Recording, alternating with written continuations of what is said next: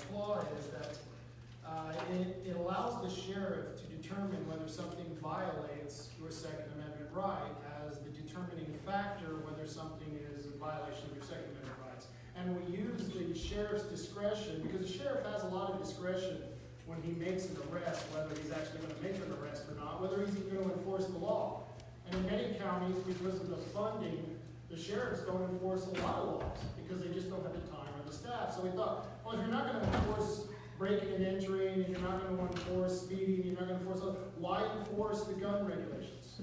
So we created the SASO. It was already law in Washington, not Washington, Wallowa County, and it was also law in Jackson County, has been law in Jackson County. It's called the Right to Bear Arms Amendment that was in their charter, their city, their county charter. I don't know if you guys know, they have the only county attorney that's elected in the state of Oregon. And if you notice, Josephine County is probably the headliner for suing the state and federal government. And it's because of that reason. In fact, I'm going to try to get my attorney in my county to be one of the elected officials. Because right now, he's hired by the county of the commissioners, and they do the will of his bidding instead of the bidding of the people. And so that was something that if he understands that we do the hiring and firing, then they'll follow our agenda, not theirs. So that's something we're looking into. But in the meantime, we talked to Michael Bolden from the 10th Amendment Center, and I know many of you are probably going, well, what is the 10th Amendment and the Second Amendment? And it has a great deal to do with each other. Because I talked to Michael and I said, look, because he's the one who contacted me, and actually it's from an article that he had written on the Coos County Second Amendment Preservation Ordinance, where he said it really does not turn your county into a sanctuary ordinance for gun owners, because you have to have a good sheriff. Well, what about counties who don't have a good sheriff? I got a good sheriff in my county, Craig Zanny. He's a great guy. I know him. I go shooting with him, and so he's a buddy of mine. And so I'm not worried about it. He's already told me he's not going to, even whether we have the law or not in place, he wasn't going to enforce SB 941 and all the other laws that they have. And so the red flag laws. So in Coos County, you don't have to worry about it, because our sheriff, whether we have a safe or not, was going to do it. But if we had a bad county with a bad sheriff who thinks that it's okay to violate your Second Amendment, well, he uses discretionary authority to uphold the state and federal laws that regulate firearms. So we thought that's a problem. Plus, we knew that the legal flaw is that they're going to say we're conflating the executive branch, which that's where the sheriff belongs, in the executive branch, with the judicial branch. Because the sheriff enforces the law, the judicial branch adjudicates the law.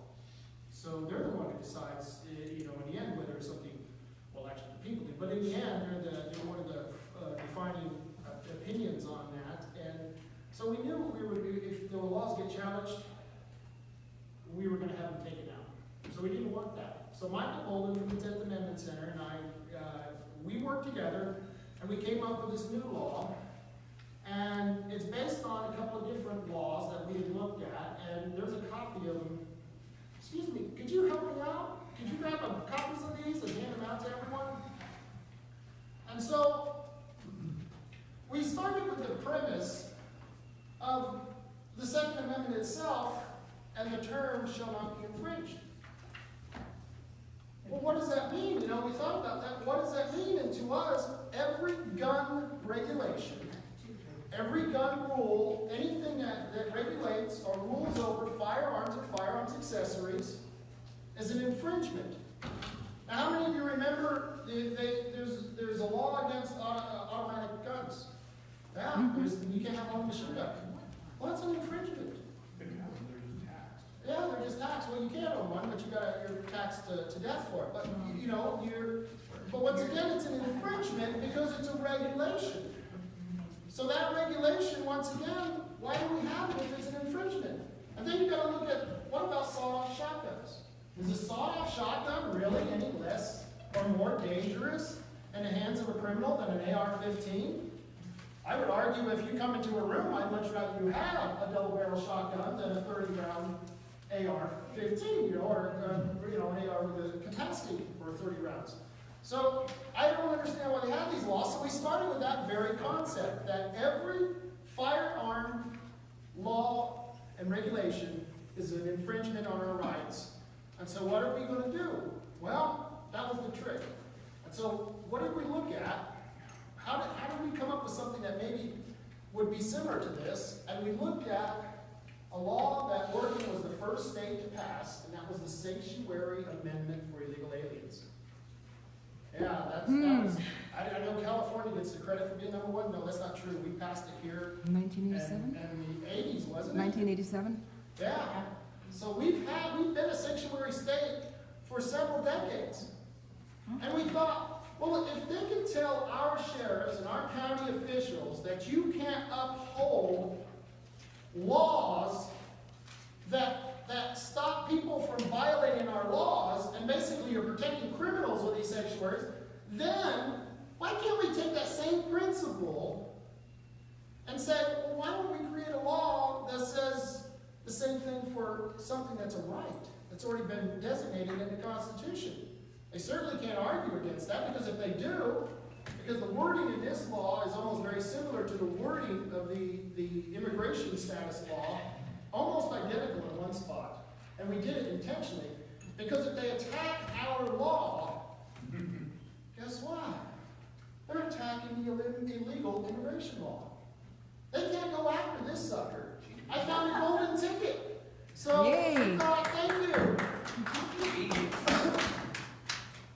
What was that? Willy Wonka. I'm going to go to tickets. Who was elected treasurer? Kathy? No, she was Ray. elected Oh, I'm treasurer. sorry. I totally got that wrong. Oh, you're the only one who goes to jail, by the way, when this is all done. Yeah. You're the treasurer. I just want to let you know. Those are corporations. I want to get back on point now. If you look at the ordinance, this right here, it's not an ordinance, it's actually an amendment.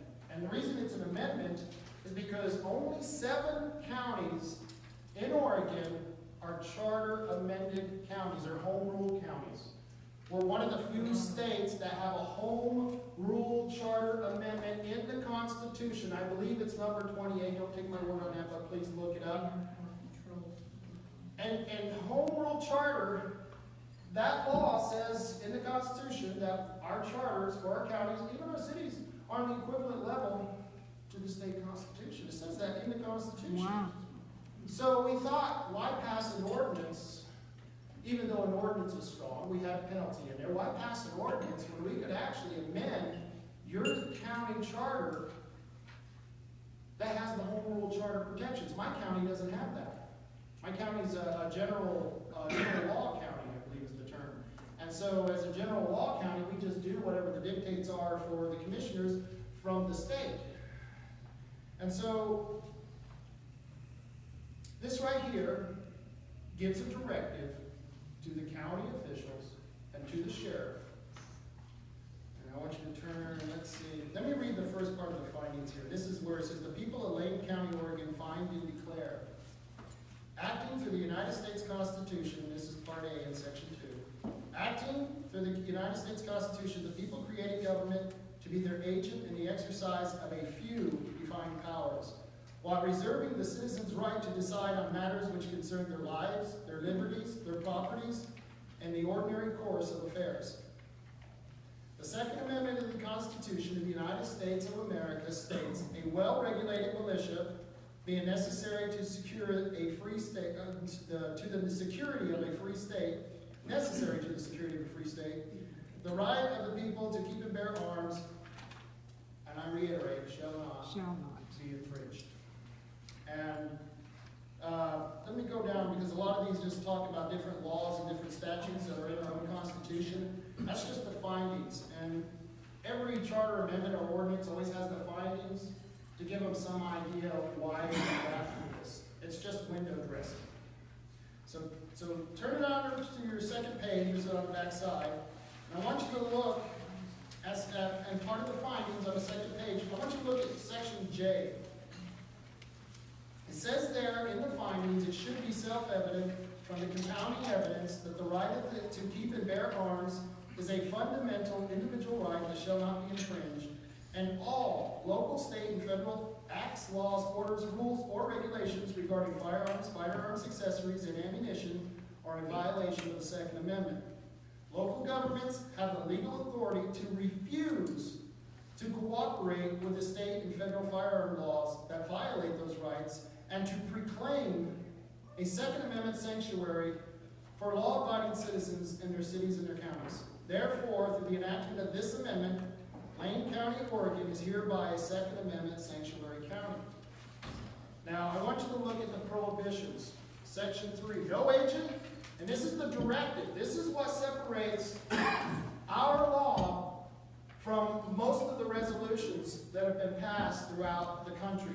Even the ones that have been passed in Illinois, the ones that have been passed recently in Virginia, this surpasses this.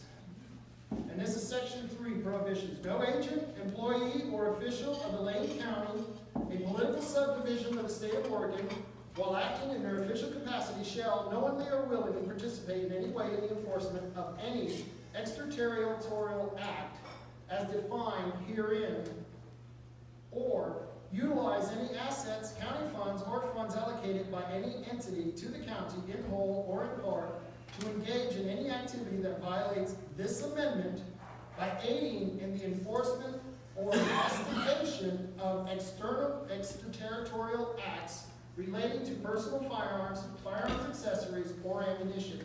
And extraterritorial acts are any law that is not derived by the county of Lane County. That's the definition of an extraterritorial act. That's the directive. And it goes on to the penalties. It talks about how all the states, federal laws, rules, and regulations originating from jurisdictions outside of Lane County, which restrict or affect any individual's person's general right to keep and bear arms, including firearms, firearms accessories, or ammunition, are, for all purposes, under this amendment, defined as extraterritorial acts. So not only did we declare extraterritorial acts as something that's outside of Lane County, we defined it. We put it in there. They can't say that it's something that it's not. We defined it. Such extraterritorial acts shall not be enforced by Lane County agents, employees, or officers, and are specifically rejected by the voters of this county, and shall be treated as if they are null, void, and of no effect in Lane County, Oregon. Extraterritorial acts prohibit, and then it goes on to a list on page 3 of all the prohibitions. And some of them are any taxes are levied or stamp imposed are on firearms, firearms accessories, any registrations or tracking of firearms, firearms accessories or ammunition, any registration or registering or tracking of the owner's firearms, firearm accessories or ammunition, any registration and background check requirements on firearms, firearms accessories or ammunition. And then it goes down through a list of things. And then here's the important part. And this is what really separates our amendment and our ordinance from the entire rest of the United States and all of the resolutions and acts that they have passed. A resolution is nothing more but the opinion of the board when that resolution was passed. And when the board changes, the opinion changes. Can't do that with an ordinance, especially an ordinance that's been voted in by the people. And if they do violate it, and this is what's very important, this is something I'm going to add to my city charter, and I'm going to tell you why in just a minute. Anyone within the jurisdiction of Lane County, Oregon, accused to be in violation of this amendment may be made a defendant in a civil proceeding pursuant to ORS 203-065. Fines recovered under ORS 203.030 to 203.075 shall be paid to the clerk of the court in which recovery is had. After first deducting court costs in the proceedings, the clerk shall pay the remainder of the treasury of the county for the general fund of the county pursuant to ORS 203.065. A civil offense against this amendment, this is the important part, is a Class A violation. I wish they had this in the Constitution. You violate the Constitution, you get a Class A misdemeanor. In the old days, they shot you for treason. Let's bring back the old days. So, a civil offense against this amendment is a Class A violation. per ORS 203.065, with a maximum fine of $2,000 for whoever violates your rights and $4,000 for the agency that it sends them. Whether it be your county commissioners, whether it be the sheriff's office, whatever agency in the county that violates your rights, they'll be facing criminal charges. Now let me tell you why this is important. Anyone who ever tells you that you can't fight City Hall, please look him in the eye and tell them they're a bunch of stupid bastards and your mother probably should have killed them when they were born, because it's the stupidest thing anyone's ever said. Gee, that's why they love you. They love me. In fact, they got a nice term for me in the commissioner's office. They call me Rob F. Taylor. And that's how I sign in. So, we had an ordinance, or we have a city charter. Every city in Oregon has to have a city charter. Well, on June 3rd, our councilors decided to raise the rate of our water and sewer fees because they needed some extra money. So it was just going to be a small $10. Now here's the problem. In our charter, and we're one of the few cities, I think the only city that has an amendment to their charter that says, thou shalt not, you councilors, thou shalt not, and I'm just paraphrasing, thou shalt not pass a fee on thy water bill without first going to the people for a vote. Well, this is what they did. They got the utilities commissioner, who was the former manager for 22 years, the chair of that commission, to pass a resolution, which was illegal because a city's committees can't pass a resolution for a city. Only the city councilors can pass emergency resolutions declaring an emergency. And that's what they said it was, that we got a leak in our reservoir. And so it's important, we need water, even out there on the coast. So they had the manager use his chair position, declare an emergency of the Utilities Commission, which is under the council. And then the council said, oh look, we've got an emergency, so therefore we can pass a fee and completely ignore the voters. Guess what? I live in that town. Yeah, that wasn't going to happen then. So I raised money, and it's cost me about $17,000. And I sued him in court. You know what's fun? Is when you win. You know what's even funner? Is when you get your attorney fees paid. By the county.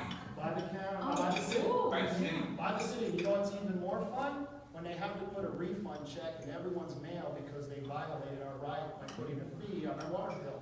Now do you think this would stop the good old city councilors abandoned in old Mary Shamhorn? You know, we have a name for her in other places, but I won't use it. Well, you already said the other stuff, you might as well just I say. might as well say the other stuff. Okay, they do call her Mattress Back Mary. That's how I was thinking. And I keep telling her the only reason she runs for mayor is because that name just doesn't suit her as well as mayor. And so, our mayor, you know, they would think, this is the audacity of authority. You would think after, and by the way, they've already asked to have their authority back 4 times in the last 20 years, and we've defeated that each and every time. So you think these people would stop, and after I went into court, you think they would just apologize, and I've asked them to resign. Why? Because I got more evidence on them than the Democrats have on our own President Trump, so they should be impeached. In fact, I've got a judge, get this. This is how good of a case I had. I was planning on going to court this past January 9th. This January 9th, I was going to go to court.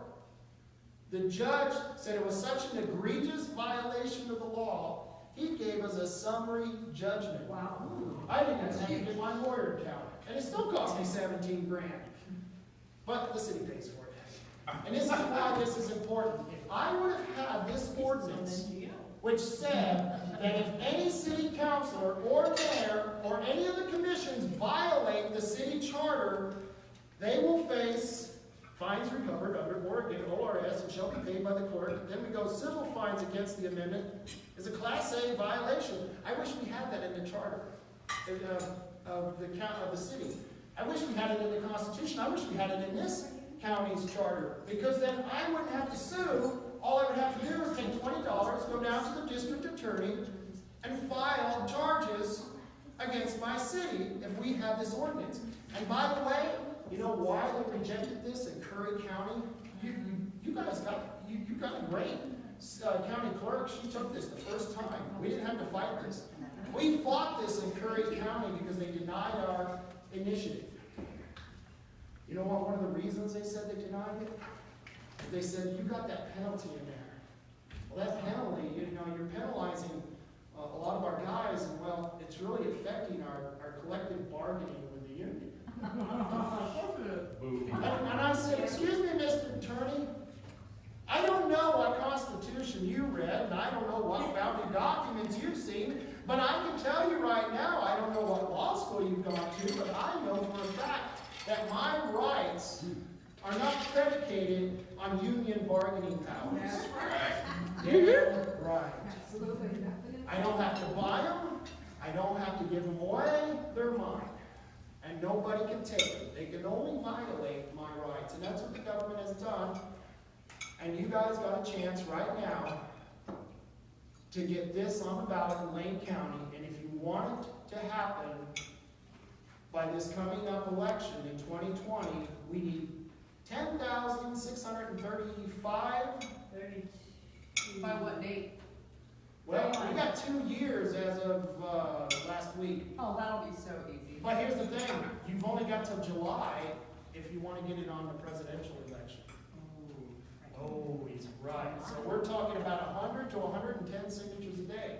No, Rob, that's validated, so they have to be in and submitted by, what, June 30th to be validated? This is, okay, I gotta get back to you guys' Lane County clerk, because she told me, this is what she told me, she wants them by July, so that she can have time to count them. And I said, wait a minute. In the manual, it says I got till August 3rd. And she says, well, we're a county, I've got discretionary authority. I said, well, that's funny, we tried to give that to the sheriff, and they complained. And she said, we got discretionary authority, and we can decide the date on that. So I've already contacted the Secretary of State, and I'm gonna find out if she's right or if I'm right, but I'll be honest with you, the county clerk has a huge amount of discretionary authority, and one of the reasons they denied our petitions in one of the counties is because it gave too much discretionary authority to the sheriff. And I said, how funny, using your discretionary authority to deny the sheriff more discretionary authority. Well, okay, that only happens in politics. So, Sounds legit. and we got denied in several counties for this new ordinance. When we did the Second Amendment Preservation Ordinance, we had 16 counties file. Of the 16 counties that filed, only 10 of them got through, 10 of them got on the ballot. Well, actually 12 of them got through, and only 10 of them got on the ballot, and only 8 of the 10 won. And of all the places we lost in Jackson County. Which is crazy. That's nuts. That's all right. We're going to go back for a second bite of the apple, but we're going to go back to this ordinance and not the Second Amendment Preservation Ordinance. We're going to keep doing this, and our motto is one county at a time. We plan on turning every county into a sanctuary. Yes, Lisa? You know, when they did the panda thing, and they tried, now, here we are, we're signed in again, because Lane County commissioners, when they're sitting there making a determination, it's the city attorney, John Reese, and some other woman, who, I don't know if they did it on their own, if they consulted staff, or what the deal was, but they're the ones that killed it last time. Yeah, they'll share attorneys. Yeah. They'll share attorneys. In fact, the administrator for Jackson County is the same administrator for Curry County. We got denied in both counties. Coincidence? Maybe, maybe not. But we got a reprieve in Jackson County. We had our attorney call their attorney, which is not, their county attorney doesn't work on behalf, so it's something that was improper. It's just, they don't normally do that. But he had told us to go ahead and refile because we won, we had 2 lawsuits. And we had 6 arguments out of the 2 lawsuits, 3 in each lawsuit. And they denied us on all 3 reasons that you can deny someone for filing an initiative. You can be denied for 3 reasons. 1, it's administrative instead of legislative. 2, it doesn't have the full text. And 3, it's more than one subject. It has to be a single subject. Okay. So in Columbia County, we went up to Columbia County, we fought it, And they denied it on 3 of the reasons. All 3 of the reasons, we sent our attorney up there, Tyler Smith. How many know Tyler? He's a great guy. Tyler's a great guy. So Tyler went up there to Columbia County, and he fought all 3 reasons, and he won 2, except for the full text. Well, he's the lawyer who wrote the damn thing. How can he tell him it does not contain the full text? So they gave him some BS legalese thing, and he changed the wording slightly, and we resubmitted it. And they denied it for not having the full text. So guess what we did? We rewrote it a 3rd time. And we had the chief petitioner resubmit it. Well, this cost the county money. Well, after about the 3rd or 4th one, the county clerk says, look, are you going to keep doing this? And he goes, until you accept it. He finally just gave up and accepted it because we already cost them money by going to court. We lost the 2 subjects. But get this, we went down to Curry County, which is a hell of a lot further from where Tyler lives. Tyler had to go all the way down there. Now we're up to about $35,000 in law fees. And so he goes down there and he denies all 3 reasons. We won 2 of the reasons. We won the full text, the one we lost in Columbia County, but we lost it in Curry on the fact that it was administrative and not legislative. We won the argument in Columbia, but yet they denied us for the same thing. And the whole time the judge is saying, you know, I just really don't know what I'm doing here. I really don't know this. And I'm thinking, so you're going to side on the error of the bureaucracy and not in the error of the people's favor. So we're down there fighting still. But right now, I have Columbia County, I've got Coos County, I've got Clatsop County, I've got Tillamook County, we've got Lane County, we got Deschutes and Yamhill and Umatilla. That's 8 counties right now circulating this petition. And so if you guys are not the only group here, I'm going to go meet with the Republicans, the college Republicans. I'm going over there. I know the young man who runs that. I know the Republican Party guy. We're going to go over there and talk to. Who is the chair now for the Republican? John Large. In Lee County? Yeah, John March. I'll be talking to John soon. They get over there to his next meeting. There's a meeting in the office tomorrow night. Is what? In the Pleasant Hill office, there's it's an executive committee meeting, but John will be there Tonight? tomorrow night. I don't want to have to drive all the way back. 6 o'clock. I'll call them and set it up, because I want to have a meeting where we can invite a lot more people. We're going to need a lot more people involved with this, and I think I took a lot of people by surprise, because people were like, what's a SASO? What? What's that all about? And so people, I'm surprised there weren't more people here, because I sent out a huge thing on Facebook and stuff, and we marked it down as an event. So, it's a rainy night. You're in the south part of the county, so, maybe just people don't come out here at this time of the night. I don't judge, the turnout by what we can do, because I know we can do a lot. And I know that because I'm circulating the same exact petition in my county. And my goal was eventually to have 20 counties in 2020 on the ballot. And we're using this all over the state, and many different counties are using this. We've got candidates who are using it to help boost their candidate. Yeah, this is something, and so we've got a website. Like I said, I thought Paul J. Romero's people were going to be here. He's running against Merkley, but his campaign crew is going to help us out with that, because they're going to take all of the initiatives that we're doing, and they're going to put it on one website, so we can go there, we can download the petition sheets, we can download the ordinance, and we can go get our signatures ourselves. And so they're going to have one website where you all know Mike Neerman. He's got a bunch of new initiatives coming out. Kevin has got a couple coming out. And so this is something we're going to try to run as a wall of defense. We got to do everything we can do. And I'll tell you what, this is why this is important. Look what happens in Virginia. You've got an 18-man squad. What is it, $400 million they're spending on that 18-man squad to go around and confiscate your weapons? I can tell you right now, violence is going to happen. And before we get to the point where violence is happening and people are having to defend their weapons, and they're not weapons, I am sorry, defend their tools, their firearms, before they have to defend that, I want to be able to tell my children that we did everything possible to try to stop that situation. And this is one of the few ways we can do this. Why? Because it sends a huge message. Like I said, we got 10 counties, 12 counties with Second Amendment preservation ordinance. We put these SASOs on, and by the way, the SASOs in counties that are SASOs that are being ran in counties with the Second Amendment preservation ordinance, we wrote in the ordinance that it complements the Second Amendment preservation ordinance. It does not nullify it. It still gives the sheriff the right not to uphold Second Amendment firearms, but it doesn't give them the right to deny you because of this law. So we made it so that it's complementary, and we had Tyler do that specifically. And like I said, we've already won in court. We won of the 6 challenges, the 6 arguments, we won 4 of those 6. Of course, we lost the 2 different ones in 2 different counties, which makes no rhyme or reason whatsoever. And if we take this to the state court, which is our next choice, if we appeal a county's decision, you're talking about $100,000 to $150,000 to take it to the state court.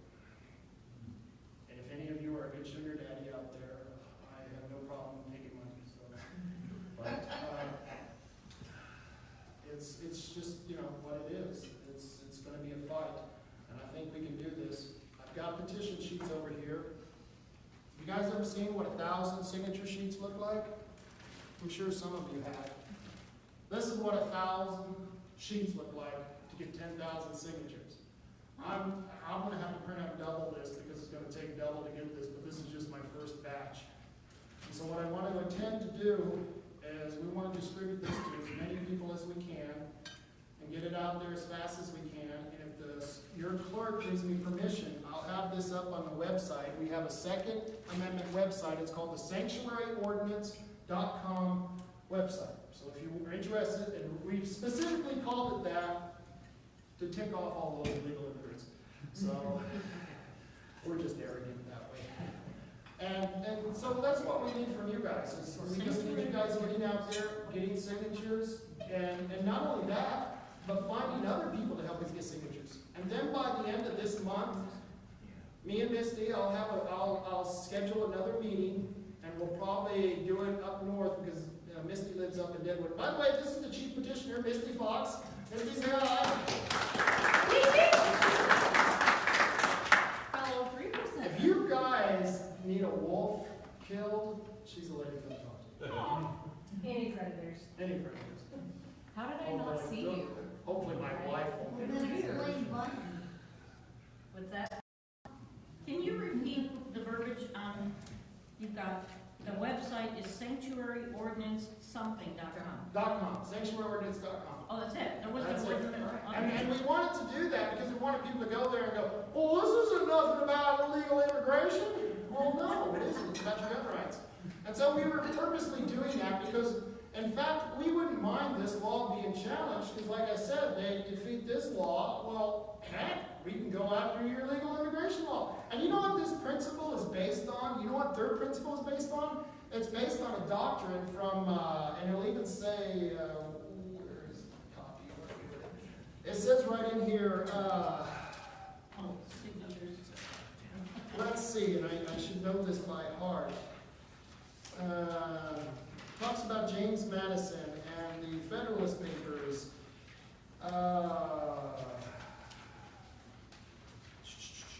But it's either 43 or 46. 46, Federalist Papers 46 advised a refusal to cooperate with officers of the Union in response to either unconstitutional federal measures or constitutional but unpopular federal measures. And this, what it does, is you've heard of the 10th Amendment, where the states have rights.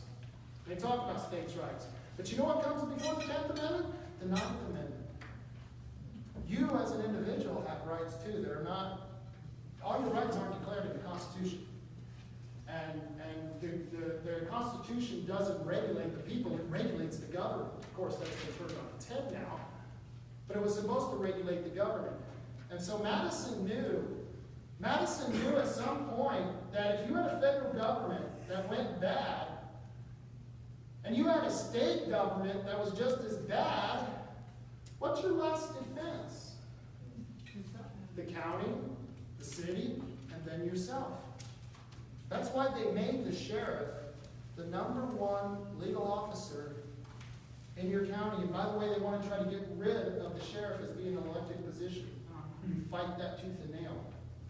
You fight that tooth and nail, because if you've ever listened to Mac, Sheriff Mac, how many of you have heard of Sheriff Mac? Yes. He's a friend of mine, and I've been through many of his courses. My sheriff has been through Sheriff Mac's courses, and he talks about the constitutional sheriff. Your last defense is the man you elected to be the top law enforcement of your county. And they tried to do away with that in Multnomah County, and even the liberals knew. That was just nuts. So if you can't get that passed in Multnomah, I'm not worried about it ever happening anywhere down here, but you gotta watch the sheriffs you elect. I'm already talking to my sheriff, and he's gonna do one of those things that district attorneys do before they retire. They don't retire at the election, they retire about a year beforehand, they pick their hand-picked successor, and then that guy gets to run as an incumbent. Well, we're gonna have a sheriff do that, because heck, it works for them, right? So we're gonna try to find someone in his group that's constitutional. We found a couple of young men who we want to send out to go through Sheriff Mac's courses. And I talked to my sheriff just Monday morning, and for some reason he calls me and says, Rob, he goes, Rob, have you heard about what's going on in Virginia? I go, well, gee, Craig, who hasn't heard what's going on in Virginia? He says, well, I was talking to one of the county commissioners, of course, one of the ones that called me Rob F. Taylor.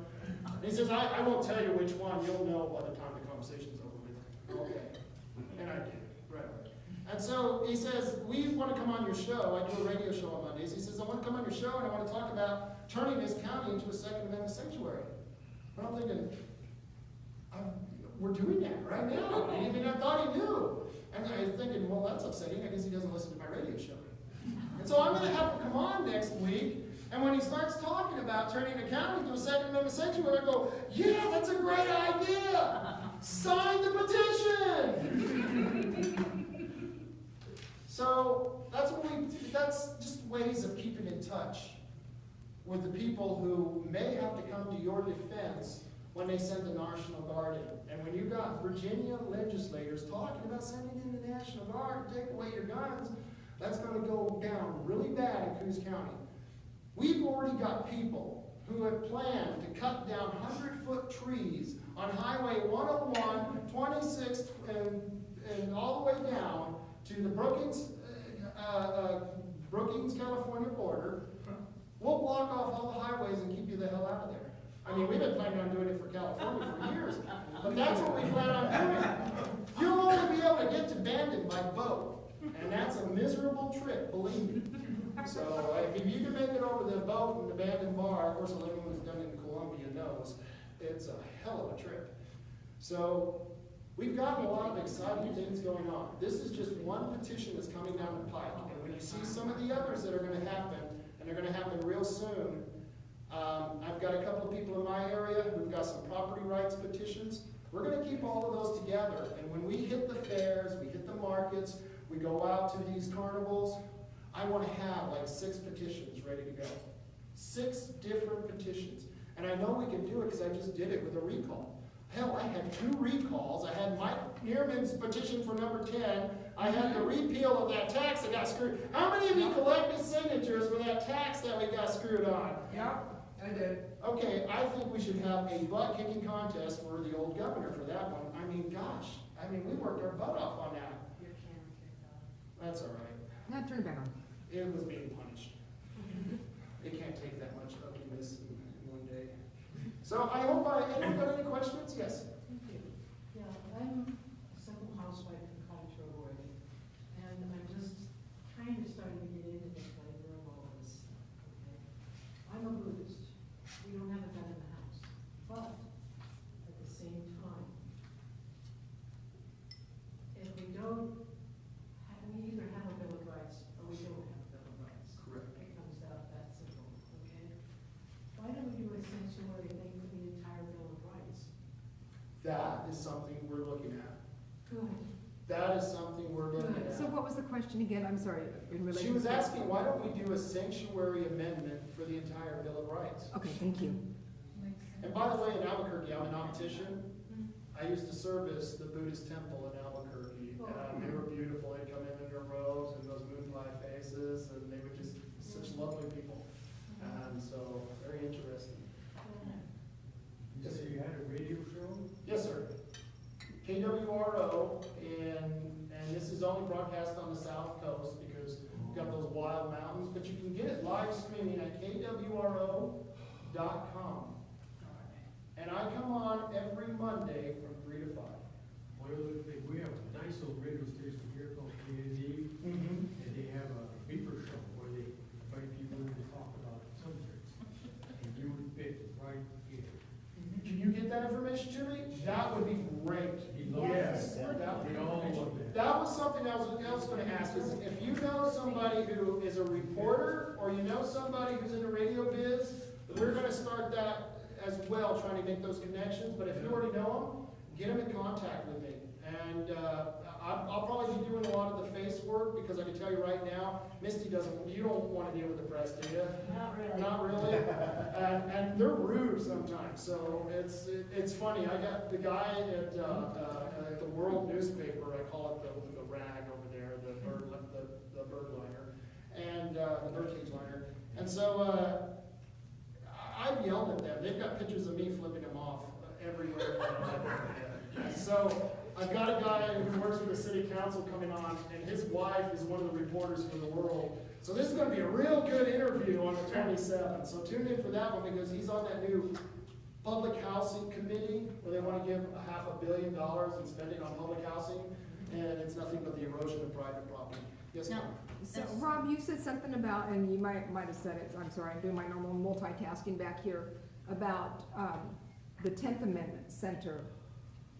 Did you skip back over that, how that was tied into the 10th Amendment Center. So how it's Michael- how it's linked together? Yeah, so he had one written for the state of Missouri, which was a Second Amendment sanctuary ordinance, and he helped him out for the whole state. It was a Second Amendment preservation ordinance for the whole entire state of Missouri. In fact, our preamble, if you look at it, some of that is taken out of there, because I'm a good writer, but those guys are really good, and they went to a lot of law school to get that writing. So a lot of it, I did a lot of clip and pasting, and I wrote most of this, and then I sent it over to Michael Bolden of the 10th Amendment Center.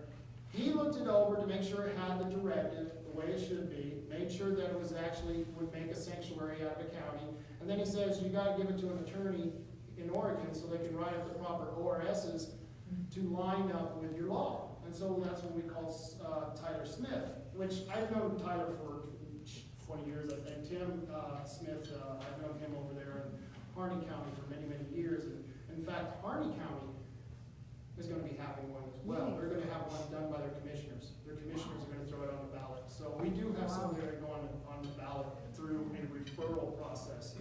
But to get back to, ma'am, what you were talking about, we've realized now that this, like you said, only covers the Second Amendment. So we started thinking, wow, wouldn't it be cool if we could just take the whole Bill of Rights and then maybe go to county and do a charter of rights, which would not affect your government, because people don't like their county governments messed with.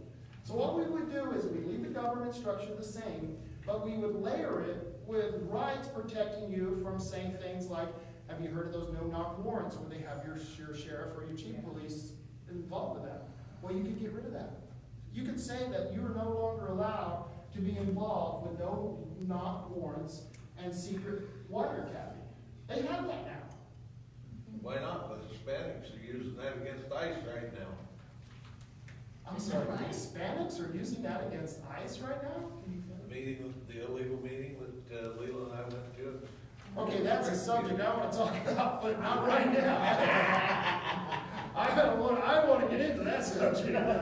Let's lay off that one right now, because boy, I'm getting in deep. So yeah, what we thought is we'd get a charter of rights that would protect our Fourth Amendment rights, our Sixth Amendment rights, jury nullification.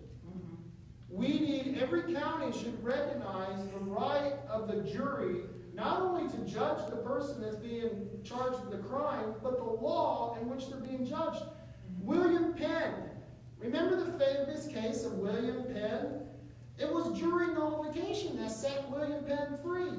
Guess what? When they had the runaway slaves laws back in the 1860s, guess who freed a lot of those poor men who would have been sent back because of the runaway slave laws? There were a whole bunch of people who were nullified in the jury. Prohibition in the 20s. You could not convict an Irishman in an Irish neighborhood because there was no jury of your peers who would dare convict you. And that was the difference between prohibition. They didn't go after the individual alcoholic. They went after the mass producer, the Capones and such. What have we done with the war on drugs? We don't even have an amendment for that, and anyone can be trapped in. But does that mean you should have your rights violated? How many of you have ever been involved with a stop, question, and frisk? It's a stop and frisk. How many? Misty, have you been involved with one? Does the frisk have to be your own body or can it be your vehicle? They can do both. They have. No, what I mean by your question, is it? Stop, it can be, usually what I'm talking about is your person. You're walking down the street, and I'll give you a scenario that happened to me. I lived in Albuquerque. I lived in the worst barrios in Albuquerque. Yeah, my name's Bill. Right there on Trumbull Street. This is called the war zone. And they had this policy that was set out called the stop and frisk, where they could stop you and frisk you, pull out everything in your pocket, ask you whatever question you want, and you couldn't do nothing about it. 7 o'clock in the morning, I'm coming out of my apartment. I'm coming out and I see 2 officers, which in my neighborhood, you usually see 2 officers. You usually see 4 and someone bloody bodied on the street. But this day was lucky, it was just the 2 officers. And I walk into my car. Hey, excuse me, sir. You need to stop right there.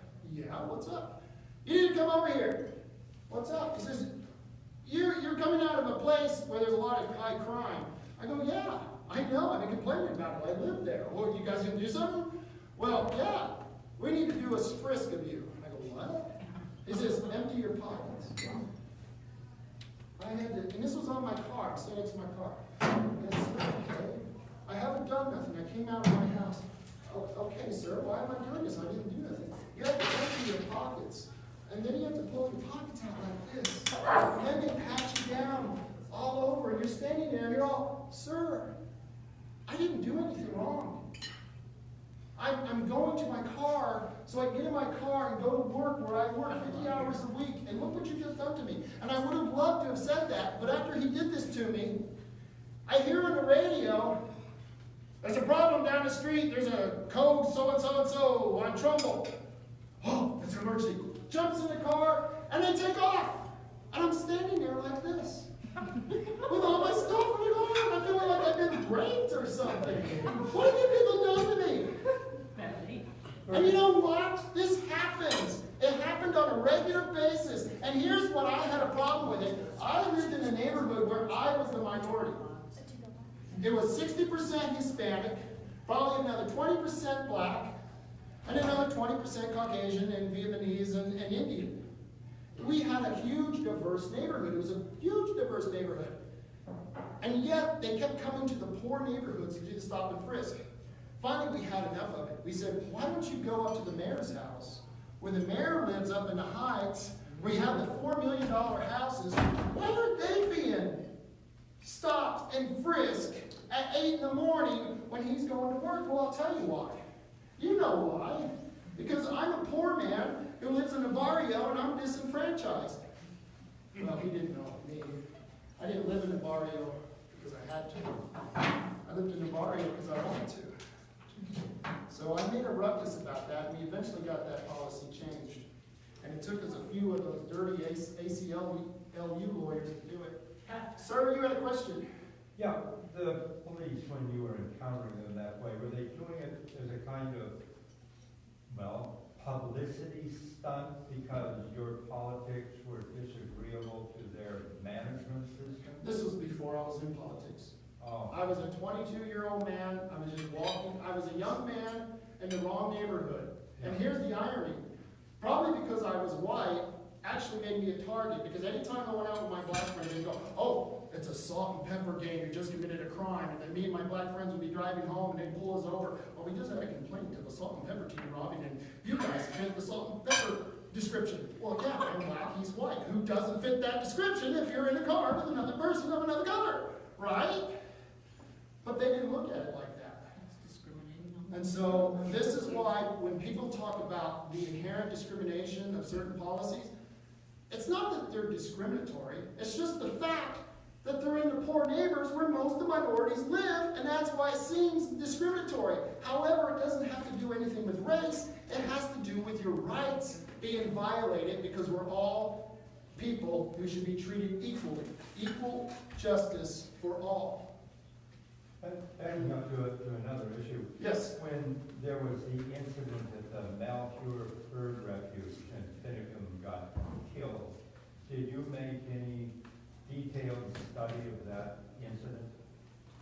I have studied it, I guess, I would suppose. I have watched it, in fact, in this week. The 27th is the anniversary, the 4th anniversary of that. And I'll be talking about that on my radio show. The reason why I was bringing it up, something that I never would hear about on news, mainstream news, but as it turns out, Kate Brown has her specially picked section within the Oregon State Police, and I forget who it was at that time, but he has the rank of a colonel and the pay grade equivalent to that. And he would go and make contact on behalf of Governor Brown, along with being funded directly from outside sources, I suppose somebody like Mike Bloomberg. Right. And he, that is the Oregon State Police Colonel, would find private security companies, and then those private security companies, they would have all the accoutrements, the costuming, badges, guns, and all that. Yeah. And he, that is the colonel, would swear them in as what is the word, sworn officers. Swear them in as sworn officers and deputize them. Now, when Finnegan was killed, the people pulling the triggers on Finnegan were supposedly Oregon State Police. But I doubt whether any of them were career designated Oregon State Police with the serial number and the pay grade and all that. I was never able to find out whether these guys in uniform were actually some of these, mercenaries. And how did they get there? And the other thing that was so appalling to me, how badly the news media reported things. Yeah. There was never the incident commander described who took charge of the situation. Never any description about the drone and the picturing of the drone and the budget requirements to run a drone with all that camera work, and from how far away. And supposedly the FBI, contracts out, but contracts out for whom to have those drones? I mean, were they sent from Nellis Air Force Base? I mean, is it a deal that the corrupt and degenerate aspects of the FBI in those days, where they had certifiably corrupt and degenerate FBI people, would make calls to U.S. Air Force and have a drone assignment fly up to Oregon in order to carry out this action? And the other thing that bothered me so much is that supposedly in Oregon, we have the, what is the designation? The Provost Marshal, part of the Oregon National Guard. And somehow or another, he was designated to be somewhere else other than the state at the time. And he should have been the incident commander working with the FBI, because the FBI had no jurisdiction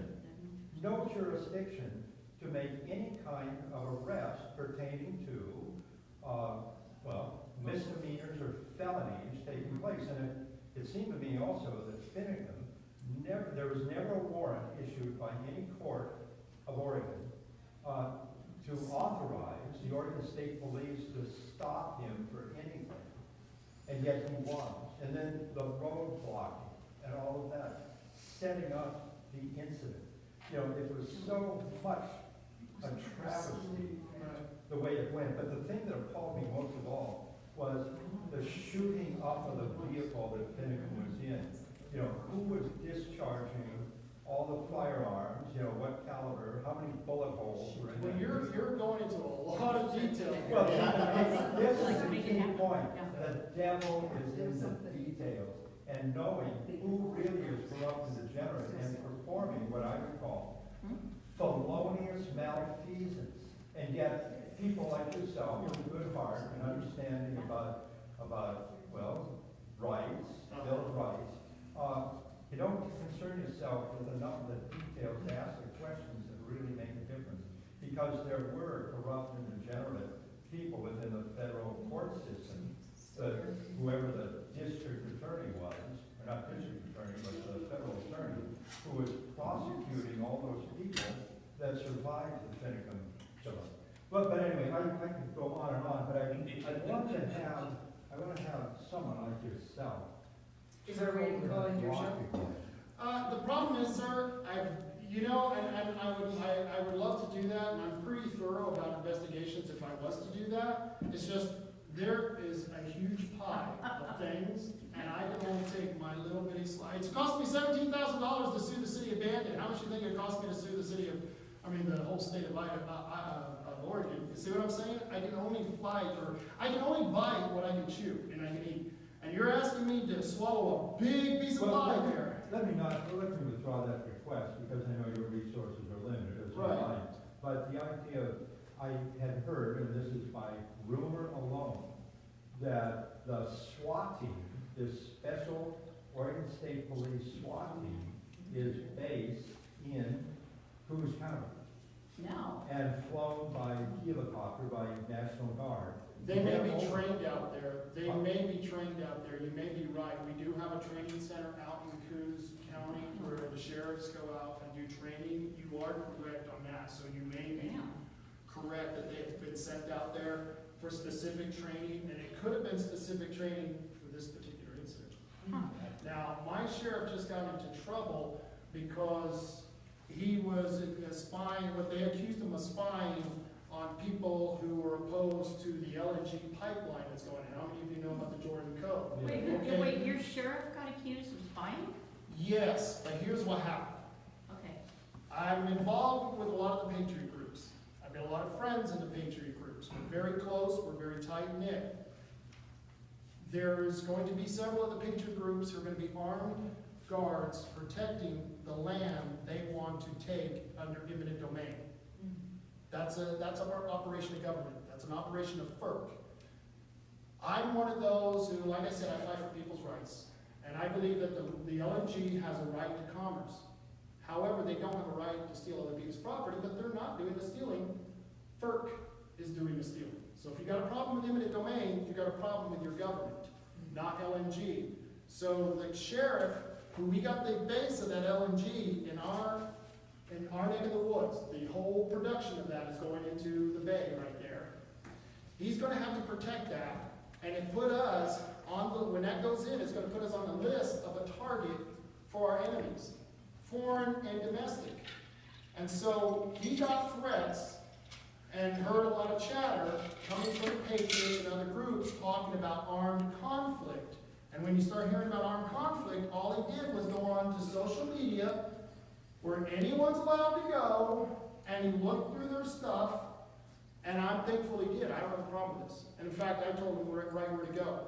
And in fact, when I did the last rally, you weren't there. Who was at the rally in Coos Bay with Jody Gibson? That rally there, yeah, okay. When I was there, we had a huge police presence because the local Antifa threatened me, which I'm used to. In fact, if I don't get threatened, I feel like I didn't do anything good. So they threatened me, and of course, I always joke with them. They said, we're going to have a water gun fight, but our water isn't going to be water, it's going to be urine.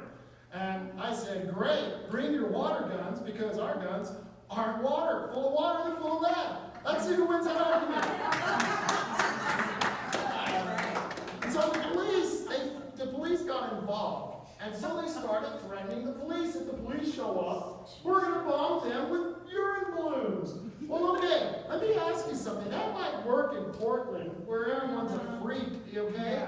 But we're talking about Coos County, a bunch of good old boys, lumber guys and stuff. And so when all these Antifa guys were showing up, guess what? It's little Coos County. Gee, Bob, you gonna throw a water balloon at me? We gotta go to work on Monday. I can't wait to see you. How about you, Jane? You're gonna throw a water balloon at me? So the little towns like that, we knew who Antifa was. And so I still to this day get uncles, aunts, fathers, sisters, brothers call me up and say, you know what? My brother's in Antifa and this is what they're up to. They actually contact me now. So Joey Gibson did a huge favor. He brought the Antifa out. They threatened the police, which put the police squarely on our side. And they were there to protect us and to make a great showing. And here's the funny thing. Joe Ray was there. We had over 300 people there. I had the Indians from Timber Unity. I had my Mexican families there. I had some Colombians there. I had transvestites with guns. And then what did I have on the other side of the road? I had 20 white people, 20 white liberals with signs reading, diversity! I go, I got a transvestite with an AR. You show me something that's more diverse than that. What do you got? A donkey in a dress? You want to talk about the people that welcome everybody. Hello! And everyone was welcome. And by the way, we went over there, me and Joey, and talked to them. And we tried to talk to them calmly. Well, you know, we want to be peaceful. Well, you got guns. And we only have so much blood, 5 units of blood. She kept saying she's a nurse. And I go, you're a nurse. And you're an Antifa. Gee, I can't wait till I end up in a hospital. Yeah. So that's what we're working with. And so they threatened the chief of police. They threatened both cities, because I had an event in Coos Bay where we had a rally on the boardwalk. Then I had an event in North Bend. We were going to do our self-policing, but the police came in, shut down the sidewalk, shut down the side areas, had 5 vehicles around us, and escorted us into the building. They were fabulous. They were wonderful. So, so when you see what's happening in Portland, Oregon's not crazy. It's only those Portlandiers who are crazy. And then when I go to Texas or Florida to see my relatives, I go, what the hell's the matter with you people in Portland? Okay, I live in Oregon. I'm 5 hours away from Portland, man. Yeah, let's get to Washington. So, this is the kind of crap you have to put up with. And this is why this is really going to set a fire across this county, a fire you need. Fire purifies. Fire takes out the bad weeds to let the good plants grow. This is a fire. This is great because you can take this, you can take that petition, and when you go see your candidates, you can see the candidates who are opposed to this, and at those town hall meetings say, I've got a petition here that will protect your Second Amendment right here in Lane County, and this politician won't sign it. Why? Why is he afraid? Go to your commissioners meeting with your petition. It's a fire. Set the fire right there ablaze. And this is in the county commissioner's office.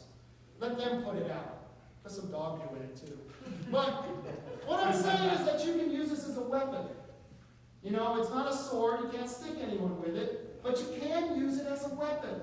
You can use this for all the candidates that you're promoting. If they're going to support this, get their team members signing this. So you can make a lot of moves with this if you want to use it the way we used it. And it was great because guess what?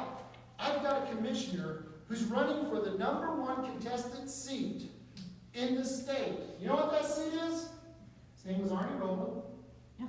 He was the chair of the House, of the Senate. He was the chair of the Senate. He retired. The old fat bastard. We got 2 people who are running for that position. We got Dick Anderson, who's from Lincoln City, and I support Dick Anderson. He's a Republican. He's been rated the highest rating you can get from Oregon Firearm Federation, and I hope we can get a couple of other ratings on him. Then we got Melissa Cribbins. Melissa Cribbins is one of those commissioners who call me Rob F. and Taylor. Now, I don't know about you, but anyone who calls me Rob F. and Taylor is just asking for it, okay? Rob, that stands for fabulism. That's what I thought, fabulous. Fabulism. And so, I'm gonna use this because she voted against our resolution, our one-page resolution in 2015. Then we have the SASO, the Second Amendment Preservation Ordinance. We brought it to them. Her and the other Republican, there was one Republican for it, we had two Republicans, one Democrat, she was a Democrat. Her and the other Republican said they wouldn't vote for it. They don't support it. You know what the Republicans say? Rob, it's not my right to protect, it's not my job to protect your rights. John Sweet. I put him up for recall. And it was so funny, he was 2 booths down away from me during the recall. People would come up and sign the Second Amendment Preservation Ordinance and go, well, what stupid bastard wouldn't protect your Second Amendment rights? And I go, that stupid bastard right over there. And they would all run right over there, John used to. I had his cousins and his brothers coming up going, John did that? John, what the hell's the matter with you? John, here comes another one, John. Way to hold him accountable. It was great. A hammer. You can use it as a hammer, you can use it as a shield. What are you doing to protect your rights? What are you doing to move the bar? You know, Right here. Yes, sir. Yes, ma'am. Mark has beat the drum, which is ever so true, that there are gun owners and hunters in this state in numbers this tall, but they only show up in this amount. And the other problem is, I just want to mention this because I want to hear your opinion. When Jeff Krupp and some of the college Republicans and different people, they were paying them to go out and do those surveys before 2016, I think, in South Salem, they thought, you know, this is an issue anybody can get behind. Even liberals hunt. Even liberals want to be able to protect their home with a gun and their family with a gun. Right. And they really thought that that was a neutral issue. And Jeff said they got their butt handed to him because, yes, they want to be able to protect their rights. They don't have a public. They don't really want anybody to know it's them. Mm-hmm. See, because liberals, if it's a conservative issue, they're afraid of being beat up by their Right, friends, by their their own. brother-in-law, etc. Disowned. Yeah, and this is a problem, and I guess what I'm asking is, if you tell somebody that you're going to protect their Second Amendment rights, and you want it on the ballot, and you're going up against this crap about suicides, you know.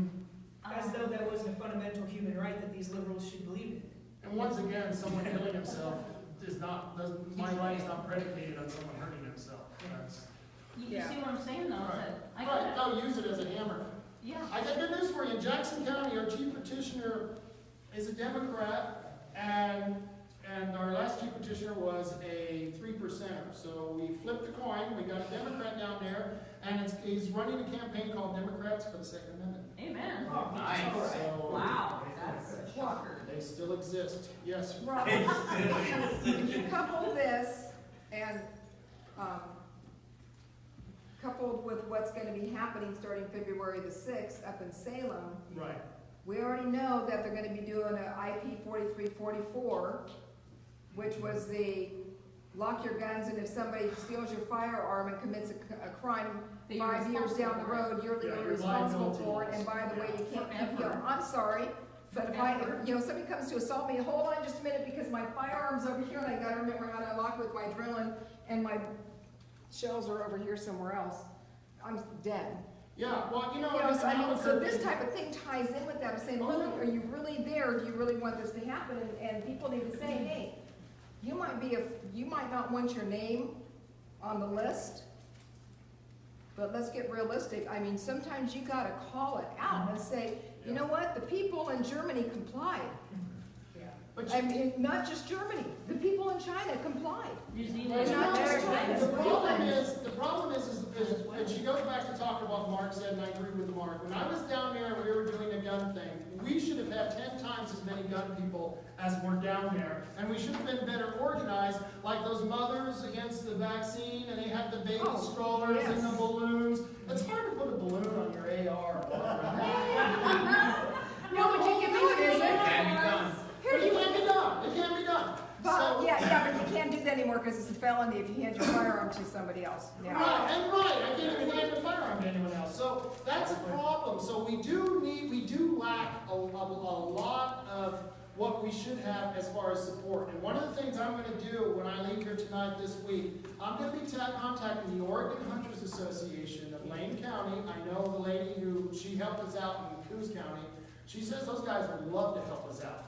And we would get those guys, and we're also going to look at the 4-H club, because the 4-H club just had a shooting contest up here we should have been at, and they had over 400 kids from around the state, 400 gun-toting kids, and they weren't even in the game.